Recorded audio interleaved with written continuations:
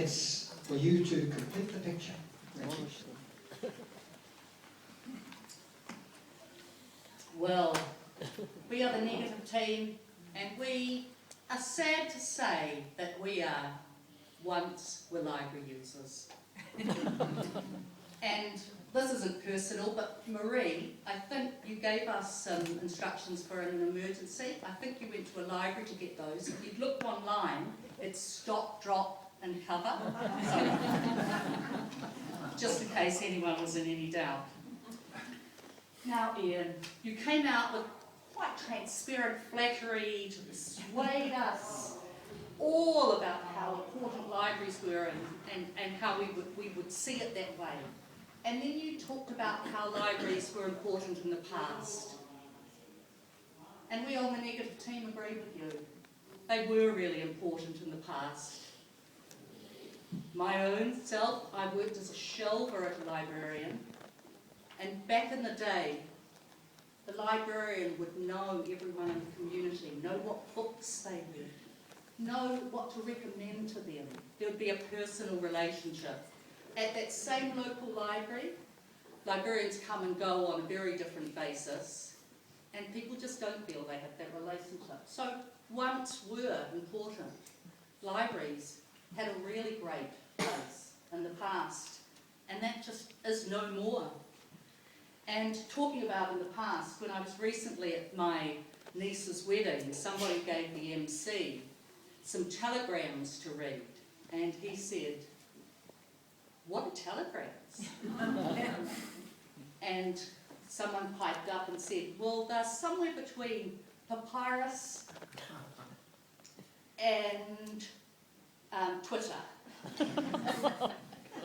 But he still didn't know. And that's just a few years down the track, people are going to say, "What were libraries?" And sadly, we'll be saying, "Well, there were clay tablets." And then there was tablet 556 plus. You also talked about librarians finding out facts. And yeah, that would be really good. Unfortunately now, and this, Pollyanne too, you know, the public, we're pretty good at finding out facts, and we can do that for ourselves. What libraries are facing now is they're facing that they will be tomorrow's music store. And, you know, when you're facing that, is the way to stop, drop and cover and reject things like e-books and the advances that technology can give? Or is the way to say, if this is our future, how do we spend our rates so that they actually provide information equitably and recreational reading equitably? And as my first two speakers have said, hey, this isn't the team against reading, this isn't the team against information sharing, information seeking. We really like that stuff. We're just about doing it in the 21st century. And I have to say, even slightly sadder, you know, I have been a library user and still have my library card. And I brought up my own Gen Y children, regularly visiting the library, regularly taking books out. And you know what? They're great readers. And they are great seekers of information. It's just, they don't do it in the library. So, Pollyanne, you asked, would a doctor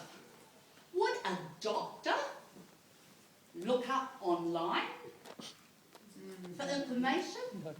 Well, on Tuesdays, I have a really lovely day where I spend running in and out of the paediatrician's appointments with families I'm involved with.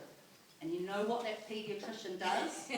We've got, on one side, we've got the book on developmental disabilities borrowed from the library, and on the other, he just looks up online. But not just Google, because there actually are specialist places. Doctors can look online, so it doesn't have to be this unvetted information that Pollyanne was suggesting. Now, I'm sorry, Tony, you gave some pretty scary examples of how far libraries are prepared to go. Shared lunches, provided our rates. That's our rates. We don't see libraries as a safe haven for people who use the night shelter, for daycare, for lonely hearts clubs. And thanks for the history lesson. It does sound like you had a really good time using the library. Unfortunately, even your own example suggests that you might have numbered one in some of your book selections.